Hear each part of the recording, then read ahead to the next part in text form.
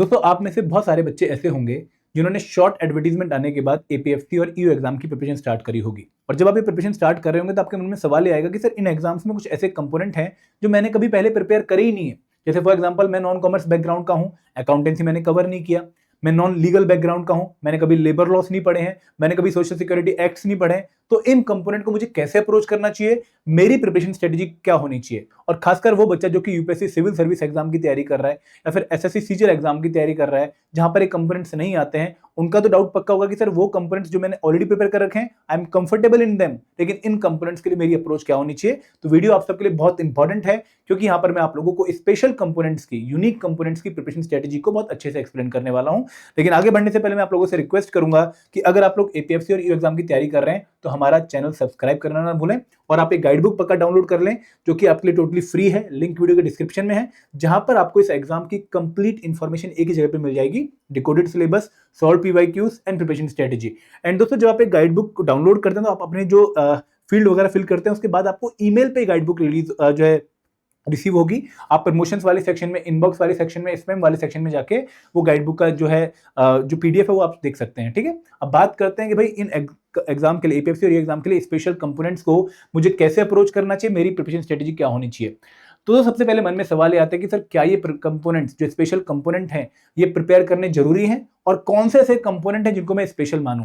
तो यहाँ पर स्पेशल कंपोनेंट की डेफिनेशन ये है कि भाई वो कंपोनेंट जो आपने किसी और मेन एग्जाम के लिए प्रिपेयर नहीं किए हैं। फॉर एग्जांपल अगर कोई बच्चा यूपीएससी सिविल सर्विस बैकग्राउंड का है, जिसने यूपीएससी सिविल सर्विस एग्जाम की तैयारी करी है, कोई बच्चा एसएससी सीजीएल बैकग्राउंड का है, कोई बच्चा बैंकिंग बैकग्राउंड का है, कोई बच्चा आरबीआई ग्रेड बी बैकग्राउंड का है, कोई बच्चा किसी और एबीसीडी एग्जाम की तैयारी कर रहा है, तो वहां पर आपको जर्नली ये कंपोनेंट्स देखने को नहीं मिलते हैं। For example accountancy, auditing, insurance, ये आपके इन मेजर एग्जाम्स का पार्ट नहीं है। नो डाउट सीएसई में अगर कोई बच्चा कॉमर्स एंड अकाउंटेंसी ऑप्शनल वाला है तो उसने पढ़ा होगा, बट वो बच्चे बहुत कम होते हैं। तो मैं एक जर्नल जो है लेवल पे बात कर रहा हूँ। Similarly IR and labour law, industrial relation and labour law एक ऐसा कंपोनेंट है जो कि हमारे उन एग्जाम्स में कवर नहीं होता है। आप लोग सोशल सिक्योरिटी के बारे में नहीं पढ़ते हो, कंप्यूटर अवेयरनेस हाँ कुछ एग्जाम्स में आता है लेकिन अगेन मेजर एग्जाम्स का पार्ट नहीं है। और स्टेट, तो ये कंपोनेंट्स में स्पेशली इसलिए कह रहा हूँ क्योंकि आप जो मेजर एग्जाम्स के लिए प्रिपेयर करते हो वहां पर एक कंपोनेंट्स इस एग्जाम की उन एग्जाम्स की स्कीम का पार्ट नहीं है। तो इन कंपोनेंट्स को कैसे अप्रोच करना चाहिए, क्या हमारी स्ट्रेटेजी होनी चाहिए। बट एक सवाल जो रह गया वो ये कि सर इन कंपोनेंट्स को प्रिपेयर करना ही क्यों है। क्या जो चीजें मैंने ऑलरेडी प्रिपेयर कर रखी हैं उनकी बदौलत मेरा एग्जाम क्वालिफाई नहीं हो सकता, क्या मैं उनसे रिक्रूटमेंट टेस्ट को पास नहीं कर सकता। तो देखो यहाँ पर यूपीएससी वाले बच्चे के मन में सबसे ज्यादा ये थॉट आती है क्योंकि उसको ऐसा लगता है कि भाई मैं नया क्यों पढ़ूं, मैं तो ऑलरेडी इस एग्जाम का 70% सिलेबस कवर कर चुका हूं अपनी यूपीएससी सीएससी की प्रिपरेशन में, तो क्या 70% प्रिपरेशन से एग्जाम क्वालिफाई नहीं हो सकता।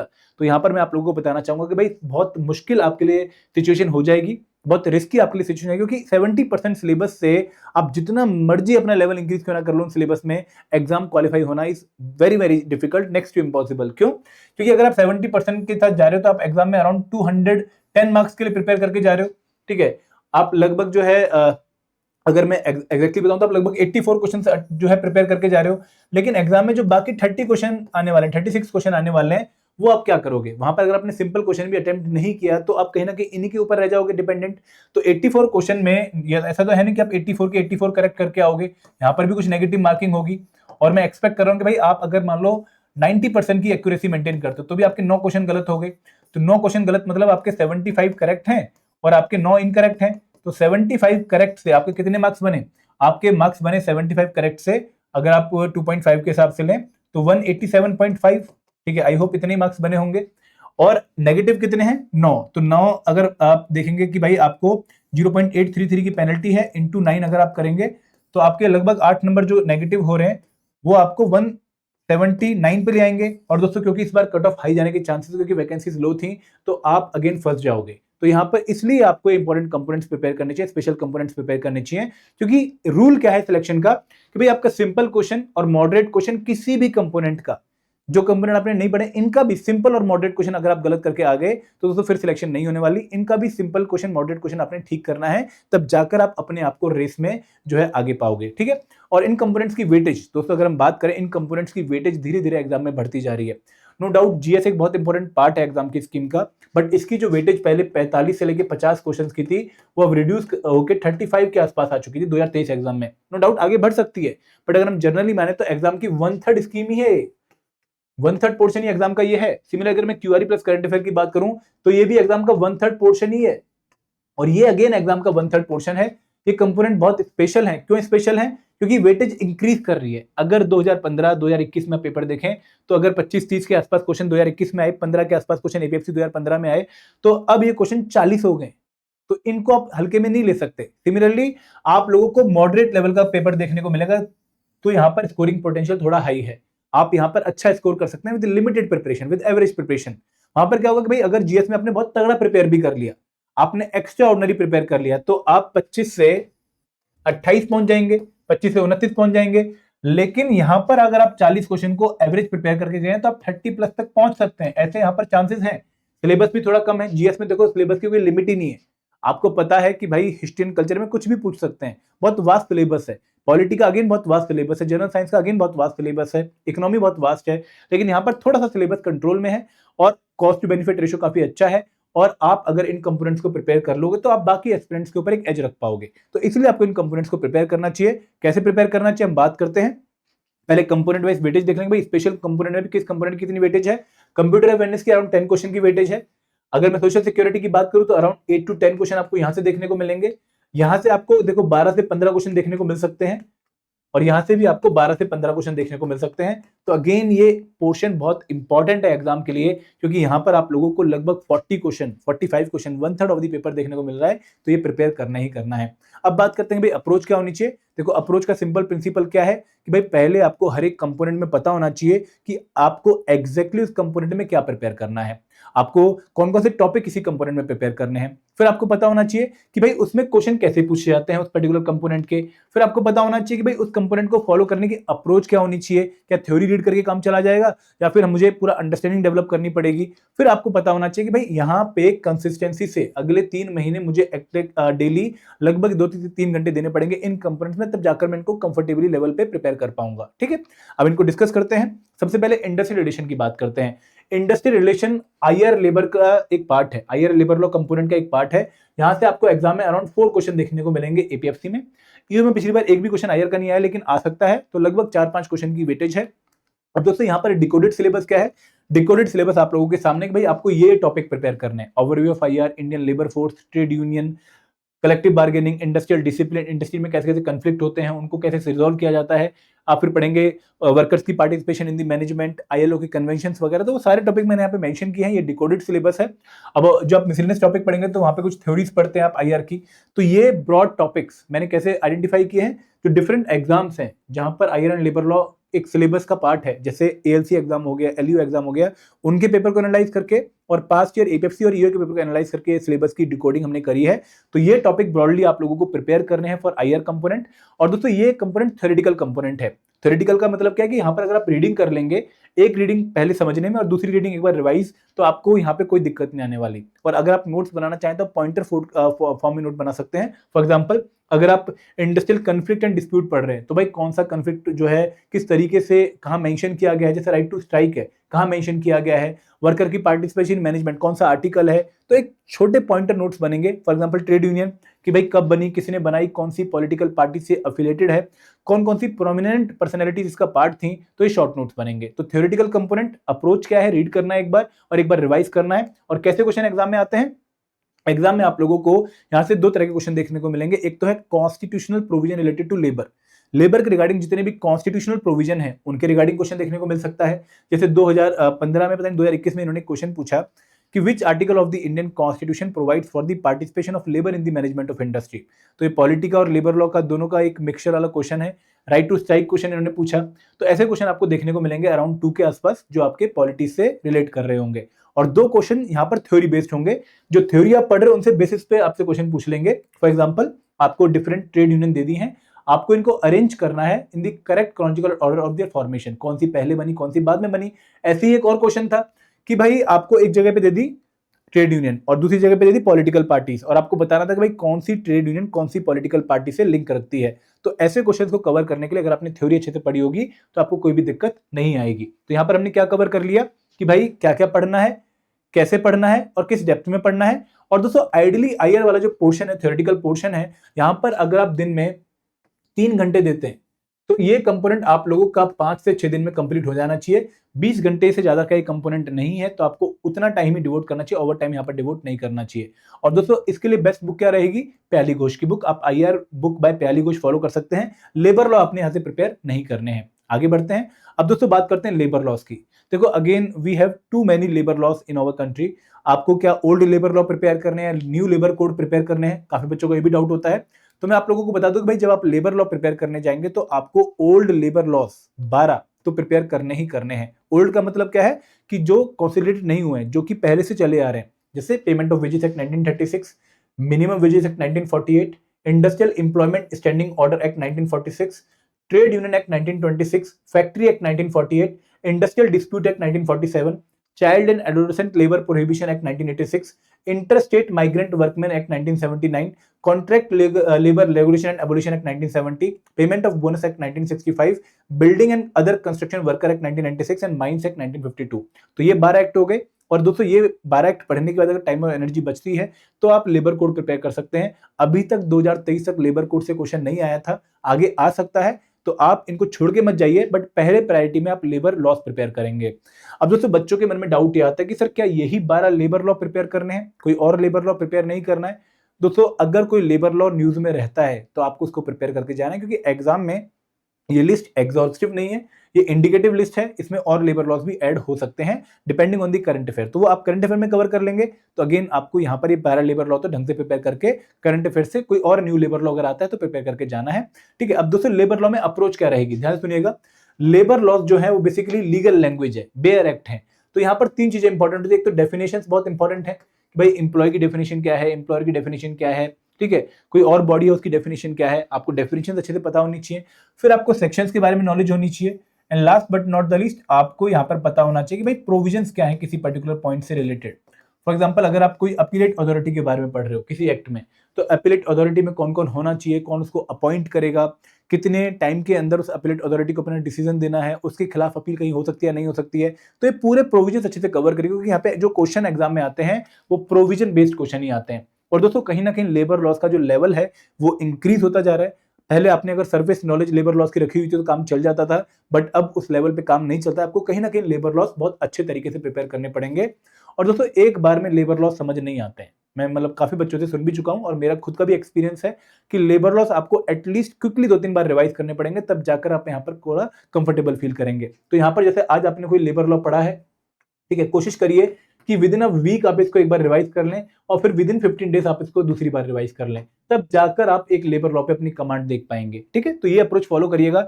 अब इसका सोर्स क्या है, देखिए लेबर लॉस में आप ministry of labour and employment की वेबसाइट पे जाके एक्ट एंड रूल वाले टैब पे क्लिक करके आईआर वाले सेक्शन पे जाके आप इसको जो एक्ट मैंने लिस्ट मेंशन किया आप इन एक्ट्स को डाउनलोड कर सकते हैं और उनको फिर पढ़ सकते हैं। लगभग 250 पेजों के आसपास ये सारे एक्ट कंबाइन होंगे, तो इनको आपने पक्का प्रिपेयर करना है। इनमें कोई एक एक्ट इंपॉर्टेंट नहीं है, सारे के सारे एक्ट से आपको एग्जाम में क्वेश्चन देखने को मिलेगा, तो कोई भी एक्ट छोड़िएगा मत। कोशिश करिए कि भाई हर एक्ट के प्रोविजंस को एक बार आप अच्छे से कवर कर लें। आगे बढ़ते हैं, अब बात करते हैं अकाउंटेंसी, ऑडिटिंग एंड इंश्योरेंस की।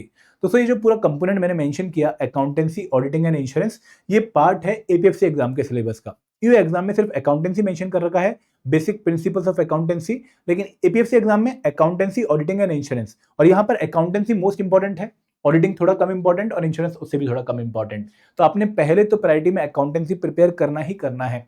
अब आप में से बहुत सारे बच्चे ऐसे होंगे जो कि नॉन कॉमर्स बैकग्राउंड के होंगे, जिन्होंने कभी भी अपनी लाइफ में अकाउंटेंसी नहीं पढ़ा होगा, तो मन में बहुत डर होगा कि सर अकाउंटेंसी कैसे कवर करूं, कॉमर्स कभी पढ़ी नहीं है, बीटेक बैकग्राउंड का हूं, बीएससी बैकग्राउंड का हूं। तो यहाँ पर आपने ये समझना है कि भाई आपने अकाउंटेंसी बेसिक लेवल पे प्रिपेयर करना है, बहुत डेप्थ में यहाँ पर नहीं जाना है। ठीक है, डिकोडेड सिलेबस क्या है अकाउंटेंसी का कि आपको 20 टॉपिक बेसिकली प्रिपेयर करने हैं। कौन कौन से 20 टॉपिक हैं? आपको सबसे पहले जो है वो प्रिपेयर करना है ये अपना introduction to accounting, theory base of accounting, recording transaction part 1 part 2, trial balance, bill of exchange, income statement. तो ये हमारे मोस्ट इंपॉर्टेंट टॉपिक्स हैं जहां से आपको मैक्सिमम क्वेश्चन एग्जाम में देखने को मिलेंगे, और इनको आपने बहुत अच्छे तरीके से समझ के प्रिपेयर करना है, रट्टा नहीं मारना है, समझ के प्रिपेयर करना है, क्योंकि यहाँ पर अकाउंट्स बेसिकली अंडरस्टैंडिंग वाला कंपोनेंट है। दिस इज नॉट समथिंग जहां पर पढ़ के थ्योरी पढ़ के काम चल जाएगा, समझना पड़ेगा, अच्छे से चीजों को देखना पड़ेगा, आपको क्लैरिटी होगी तभी जाकर आप क्वेश्चन सॉल्व कर पाएंगे। तो this is the most important part जहां से आपको अराउंड 50% क्वेश्चन देखने को मिलते हैं। देन ये वाला पोर्शन इंपॉर्टेंट है, ठीक है, और फिर आप जो बाकी टॉपिक्स हैं वो इनकी अंडरस्टैंडिंग के बाद ही आप समझ पाएंगे। तो पहले ये, फिर ये और फिर आगे। एंड दोस्तों ये सारे के सारे टॉपिक इंपॉर्टेंट जरूर हैं, हाँ इनमें से कुछ और टॉपिक्स आप मिस कर सकते हैं, बट ये वाले पोर्शन को आप बिल्कुल भी मिस करने की मत सोचिएगा, this is very very important. और अकाउंटेंसी में न्यूमेरिकल भी एग्जाम में आ सकते हैं। लास्ट टाइम 2023 में एक न्यूमेरिकल आया था, इस बार नंबर ऑफ न्यूमेरिकल इंक्रीज हो सकते हैं, तो आपने फॉर्मूला बेस्ड न्यूमेरिकल की प्रैक्टिस पक्का करके जानी है। और आपने कोशिश ये करनी है कि भाई आप अगेन यहाँ पर जो एप्लीकेशन है उसके वाले पोर्शन पे ज्यादा ध्यान दीजिए, अदर देन रीडिंग रट्टाफिकेशन पे नहीं ध्यान दीजिएगा, ठीक है। ऑडिटिंग अगेन इंपॉर्टेंट कंपोनेंट है, तो यहाँ पर introduction to auditing, classification of audit, company auditor, vouching, auditor report, ये हमारे टॉपिक हैं 7 टॉपिक। आपने इनको टी.एन. शर्मा की बुक से फॉलो करना है, ठीक है। एक आगरा जो प्रिंटिंग प्रेस की पब्लिकेशन वहां से ये बुक पब्लिश होती है, तो ये बुक काफी इंपॉर्टेंट है। आप इसमें बहुत सारे और भी चैप्टर देखेंगे, बट आपने ये वाला पोर्शन प्रायोरिटी में प्रिपेयर करना है। इंश्योरेंस जो कंपोनेंट है दोस्तों, वो कंपोनेंट ऐसा है जहां पर आप लोगों को बेसिकली एक पीडीएफ ईडे की आती है, आप उसको डाउनलोड कर सकते हैं, ई बुक इंश्योरेंस की। और इंश्योरेंस में आपको बेसिकली एक तो टर्मिनोलॉजीज पता होनी चाहिए कि भाई बैंक का इंश्योरेंस क्या होता है, प्रीमियम क्या होता है, इनकी क्लैरिटी, और जो लेटेस्ट डेवलपमेंट है इंश्योरेंस के फील्ड में, जो स्कीम्स है इंश्योरेंस के रिगार्डिंग, वो आपको पता होनी चाहिए। तो इंश्योरेंस अगेन आपकी प्रायोरिटी में 3rd नंबर पे होना चाहिए, पहली priority accountancy, second priority auditing. अब दोस्तों अकाउंटेंसी में क्वेश्चन कैसे आते हैं आपको एक बार दिखा भी देता हूं कि यहाँ पर आप लोगों को काफी अच्छे क्वेश्चन देखने को मिलेंगे। अच्छे से मेरा मतलब ये है कि ऐसे ना पूछ के यूपीएससी थोड़ा ऐसे क्वेश्चन पूछ रहा है, तो अगर आपने समझा हुआ है, आपको चीजों की एप्लीकेशन पता है, तो ये क्वेश्चन आपके लिए डिफिकल्ट नहीं है, अंडरस्टैंडिंग वाले क्वेश्चन है। एंड दोस्तों यहाँ पर बुक कौन सी बेस्ट रहेगी अकाउंटेंसी के लिए, अगर आप बिगिनर हैं, आप नॉन कॉमर्स बैकग्राउंड के हैं, तो एनसीईआरटी फॉलो कर सकते हैं, बट कई बच्चों को एनसीईआरटी परेशान करती है, कॉम्प्लेक्स लगती है, तो आप डीके गोयल की एक बुक आती है जो कि काफी अच्छी बुक है, क्लास 11 एंड क्लास 12 की, आप इनको फॉलो कर सकते हैं। कुछ बच्चों को डाउट होगा कि सर टीएस ग्रेवाल की बुक भी है, क्या वो फॉलो करनी चाहिए, या एनआईओएस के नोट्स हैं वो फॉलो करने चाहिए, तो मैं रिक्वेस्ट करूंगा कि भाई ये बुक अच्छी है, नो डाउट टीएस ग्रेवाल भी अच्छी है, लेकिन वो थोड़ी सी एडवांस लेवल की है, आप इसको फॉलो कर सकते हैं, ठीक है। आगे बढ़े, अब बात करते हैं सोशल सिक्योरिटी की। तो सोशल सिक्योरिटी बहुत इंपॉर्टेंट कंपोनेंट तो मैं नहीं बोलूंगा रिक्रूटमेंट टेस्ट के लिए, 8 से 10 क्वेश्चन आपको एग्जाम में देखने को मिलेंगे, बट इंटरव्यू के लिए बहुत इंपॉर्टेंट है, ईपीएफओ में वर्किंग के लिए बहुत इंपॉर्टेंट है। तो यहाँ पर सोशल सिक्योरिटी कंपोनेंट वो कंपोनेंट है जहां पर बेसिकली हमें 2 पार्ट कवर करने हैं। एक है सोशल सिक्योरिटी स्कीम्स, हमारी सरकारों की वो स्कीम जो कि वो अंडर प्रिविलेज सेक्शंस के लिए, या फिर रिटायर्ड लोगों के लिए, या फिर फार्मर्स के लिए, या फिर जो अनहेल्दी लोग हैं उनके लिए लॉन्च करता है, तो वो हमें पता होनी चाहिए, जो कि हम करंट अफेयर में ऑलरेडी प्रिपेयर कर भी रहे होते हैं। और सोशल सिक्योरिटी एक्ट्स, वो एक्ट जो कि अगेन लोगों के उत्थान के लिए, लोगों के भले के लिए गवर्नमेंट ने लॉन्च किए हैं, जो कि उनकी सोशल सिक्योरिटी नीड्स का ध्यान रखता है, ठीक है। तो यहाँ पर बेसिकली आप लोगों ने 5 एक्ट प्रिपेयर करने हैं। 5 एक्ट कौन से प्रिपेयर करने हैं, आपने प्रिपेयर करना है employ compensation act 1923, employ state insurance act, EPF act जिसके थ्रू ईपीएफओ बना है, देन आपको मैटरनिटी बेनिफिट बनना है, उसकी लेटेस्ट अमेंडमेंट पक्का देख लीजिएगा, और आपको पढ़ना है last but not the least payment of gratuity act. अब दोस्तों स्कीम्स कौन सी प्रिपेयर करनी है, देखो जो ईपीएफओ की स्कीम्स है वो तो पक्का प्रिपेयर करनी है, ईपीएफ स्कीम हो गई, इंश्योरेंस स्कीम्स हो गई, पेंशन स्कीम हो गई, फिर पेंशन योजना जो है रिटायर्ड लोगों के लिए वो आपने पक्का प्रिपेयर करनी है, सोशल सिक्योरिटी का पार्ट है। फिर जो गवर्नमेंट स्कीम्स है लाइक आयुष्मान भारत योजना, प्रधानमंत्री फसल बीमा योजना, प्रधानमंत्री सिंचाई योजना, ठीक है, प्रधानमंत्री जो है जननी सुरक्षा योजना, ऐसी स्कीम्स आपने पक्का प्रिपेयर करनी है जो कि आपकी करंट अफेयर से ओवरलैप करेंगे। देखो अकाउंटेंसी का मैं आपको टाइम बताना भूल गया, अकाउंटेंसी में 25 दिन 2 घंटे लगेंगे, ठीक है, अगर आप बिल्कुल स्क्रैच से प्रिपेयर कर रहे हैं। हाँ, अगर आप शॉर्टकट फॉलो करना चाहें तो शॉर्टकट है, बेस्ट ट्रिक्स हैं, जैसे हमारी एक वीडियो आएगी जहां पर आप 7 दिन में अकाउंटेंसी कैसे प्रिपेयर करें, आपको नीचे सर गाइड करेंगे, वो भी देखिएगा, तो वहां पर आपको शॉर्ट ट्रिक्स या फिर शॉर्टकट्स पता लगेंगे। बट अगर आपने कंप्रेहेंसिवली एंड टू एंड प्रिपेयर करना है, कुछ भी नहीं छोड़ना है आपने, तो 25 दिन 2 घंटे लगेंगे ही लगेंगे। सोशल सिक्योरिटी में एक्ट्स जो है वो आप लगभग 10 दिन में 5 एक्ट निपटा सकते हैं, अगर आप 2 से 3 घंटे देते हैं। स्कीम्स आपकी करंट अफेयर से प्रिपेयर हो जाएंगी। आगे बढ़े, अब बात करते हैं कैसे क्वेश्चन सोशल सिक्योरिटी से आते हैं। तो सोशल सिक्योरिटी से अगेन प्रोविजन बेस्ड क्वेश्चन आएंगे, और ये एक्ट भी आपको ministry of labour and employment की वेबसाइट पे एक्ट एंड रूल वाले टैब पे जाके सोशल सिक्योरिटी वाले पार्ट पे मिल जाएंगे, ठीक है। आगे बढ़े, कंप्यूटर एप्लीकेशन। दोस्तों कंप्यूटर एप्लीकेशन हमारी ओवरऑल एग्जाम स्कीम का एक बहुत इंपॉर्टेंट पार्ट है, क्योंकि अराउंड 10 क्वेश्चन आपको एग्जाम में यहाँ से देखने को मिलेंगे, और कंप्यूटर एप्लीकेशन कंपोनेंट धीरे धीरे टफ होता जा रहा है। अगर आप 2015 का पेपर देखें, 2021 का पेपर देखें, तो आपको रिलेटिवली इजी क्वेश्चन देखने को मिलेंगे, बट 2023 में उन्होंने काफी अच्छे क्वेश्चन पूछे हैं। तो पहले तो आपको डिकोडेड सिलेबस पता होना चाहिए कि भाई बहुत सारा सिलेबस है, कंप्यूटर टर्मिनोलॉजीज क्या है, सॉफ्टवेयर कौन कौन से हैं, हार्डवेयर कौन कौन से हैं, ठीक है, मेमोरी के बारे में, लैंग्वेजेस के बारे में, टाइपोलॉजी के बारे में, डाटाबेस मैनेजमेंट के बारे में। तो आपसे क्वेश्चन भी उस हिसाब से पूछ रहे हैं, जैसे क्वेश्चन था कि which of the following is not a top down language, तो सिंपल क्वेश्चन नहीं है, आपको लैंग्वेज के बारे में आइडिया होना चाहिए। तो अगेन इनको प्रिपेयर करने के लिए एक तो आपको क्लास 11th की एनसीईआरटी कंप्यूटर साइंस की इसके पहले 3 चैप्टर, और आपको ये जो बुक आती है पब्लिकेशन की, इससे आपको एमसीक्यूज प्लस थ्योरी दोनों फॉलो करनी है, ठीक है। अब आते हैं last but not the least, stat component. देखो stat component as such exam में उतनी वेटेज होल्ड नहीं करता है, अगर हम 2023 की बात करें तो हार्डली एक क्वेश्चन यहाँ पे, एक भी क्वेश्चन नहीं देखा गया। 2015 में एक क्वेश्चन आया था, 2 क्वेश्चन आए थे सॉरी, एक डेफिनेशन के ऊपर थ्योरी बेस्ड क्वेश्चन था, एक न्यूमेरिकल था। तो अगेन स्टेट आप एंड में जो है अपनी प्रायोरिटी में रखिएगा, पहले इसको टाइम मत दीजिएगा क्योंकि यहाँ पे ये इतना इंपॉर्टेंट नहीं है। अगर आप लास्ट में 2-3 दिन भी देंगे, फॉर्मूला बेस्ड न्यूमेरिकल भी प्रैक्टिस कर लेंगे, mean, mode, median, standard deviation पे, तो भी काम चल जाएगा। इसके लिए आप कोई भी एक ऑनलाइन सोर्स जहाँ पे फॉर्मूला अच्छे से दिए गए हैं, आप उनको फॉलो कर सकते हैं। क्लास 11th की एक बुक आती है इंडियन इकोनॉमी की, स्टेट की, आप उसको भी फॉलो कर सकते हैं, ठीक है। तो यहाँ पे दोस्तों ये कंपोनेंट्स मैंने आपको जो बताए हैं, इनको आप अप्रोच कैसे करेंगे मैंने आपको आइडिया दे दिया है। अगर आप इनके लिए एक डेडिकेटेड सोर्स फॉलो करना चाहते हैं तो हमने आपके लिए एक डेडिकेटेड कोर्स लॉन्च कर रखा है, स्पेशल सब्जेक्ट कोर्स, जहां पर जिन बच्चों का जीएस एंड क्यूआरई ऑलरेडी प्रिपेयर्ड है, वो वहां पर उनको जो है अपने एग्जिस्टिंग सोर्सेज से रिवाइज करते रहेंगे, वहीं से प्रिपेयर करते रहेंगे। उनके यहाँ पर आपको प्रैक्टिस एमसीक्यूज मिल जाएंगे, जीएस के भी और क्यूआरए के भी। आप उनको अटेम्प्ट करके अपने एग्जाम की प्रिपरेशन का लेवल इंक्रीज कर सकते हैं। लेकिन जो स्पेशल कंपोनेंट आपने कभी भी नहीं पढ़े, जो मैंने बताया आपको, accountancy, auditing, iron labour law, social security, उनका यहाँ पर आपको कंप्लीट कोर्स मिल जाएगा। कंप्लीट से मेरा मतलब क्या है कि आपको रिकॉर्डेड वीडियोस, लाइव क्लासेस, ठीक है, कंसेप्ट नोट्स और कंसेप्ट चैप्टर वाइज क्विज, वो आपको सारे डिटेल मिलेंगे। तो आपके लिए बहुत अच्छा सोर्स ये रहेगा। इसके बारे में अगर आपको और जानकारी लेनी है तो लिंक इस वीडियो के डिस्क्रिप्शन में दिया गया है। तो this was regarding the preparation strategy for special component. I hope आपको काफी रिलीफ मिलेगी क्योंकि आपको डिकोडेड सिलेबस पता लग गया, आपको जो है टाइम लिमिट पता लग गई और आपको इंपॉर्टेंस पता लग गई। Thank you very much. जय हिंद, जय भारत।